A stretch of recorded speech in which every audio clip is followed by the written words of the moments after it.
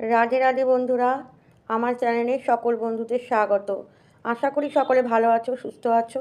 চলো আজকে আমি কি রান্না করেছি সবই তোমাদের সাথে শেয়ার করছি। সঙ্গে থাকো, দেখতে থাকো। ভাতটা আমার হয়ে গেছে, এবার ফুলকপির ডালনা বানাবো। ফুলকপিগুলোকে একটু লবণ দিয়ে ভাপিয়ে নিয়েছি সামান্য। কিছুটা ফুলকপি আলাদা করে রাখছি, এটা দিয়ে বড়া বানাবো।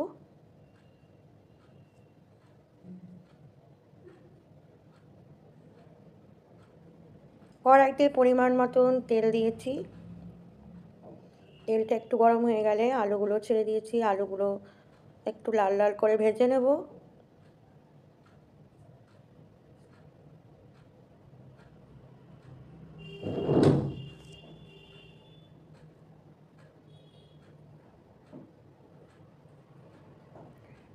আলুগুলো তুলে নিয়েছি, এবার ফুলকপিগুলোকেও একটু ভেজে নেব।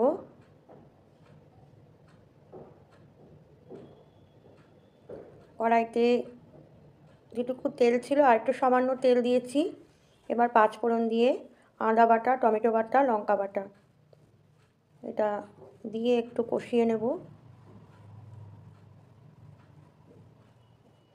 আজ ফুলকপির সবজি একটু আলাদাভাবে বানাবো, দেখতে থাকো কিভাবে বানিয়েছি। এবার পরিমাণ মতন লবণ দিয়েছি।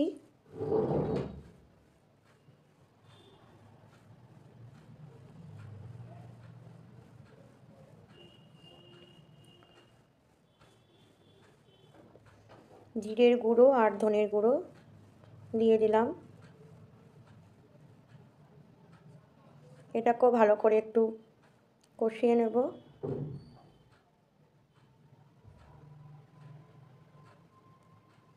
এবার দিলাম হলুদের গুঁড়ো,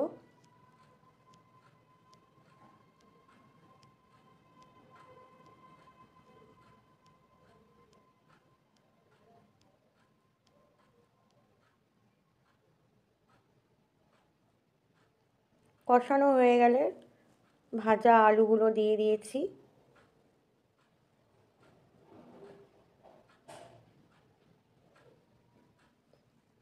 একটু কিছুক্ষণ ঢেকে রাখবো।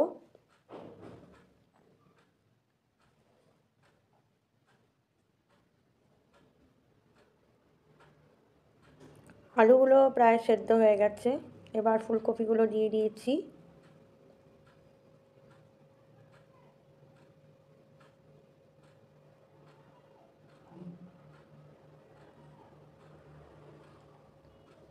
এইভাবে একবার বাড়িতে করে দেখতে পারো বন্ধুরা, খুবই ভালো লাগবে খেতে।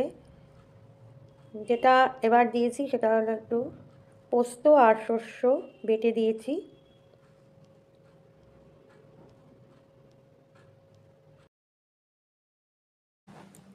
কিছুক্ষণ ঢেকে রেখেছিলাম। ফুলকপির ডালনা আমার তৈরি হয়ে গেছে। না আবার আগে একটু চিনি দিয়ে নামিয়েছিলাম। চলো এইবার বড়াটা তৈরি করছি, সেটা দেখে নাও। বড়ার মধ্যে দিয়েছিলাম ফুলকপি যেটা সেদ্ধ করে রেখেছিলাম সেটা, বেসন, ধনেপাতা, কাঁচা লঙ্কা কুচি, সামান্য সুজি আর পোস্ত দানা বেটে দেইনি সবগুলোকে, আর লবণ, চিনি, হলুদ সব দিয়ে ভেজেছি বড়াটা। তোমরাও বাড়িতে এইভাবে বড়া ভাজতে পারো, খুবই ভালো লাগবে।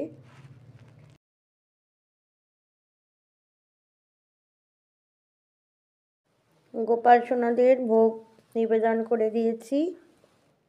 এবার চলো আর কি রান্না করেছিলাম, পেঁয়াজ কলি আর আলু ভেজেছিলাম। ভিডিওটির সামান্যতম কিছু ভালো লাগলে অবশ্যই লাইক কমেন্ট করো, আর যারা এখনও সাবস্ক্রাইব করোনি তারা সাবস্ক্রাইব করে রেখো। সকলে ভালো থেকো, সুস্থ থেকো। আজকের ভিডিও এই পর্যন্তই। হরে কৃষ্ণ, রাধে রাধে।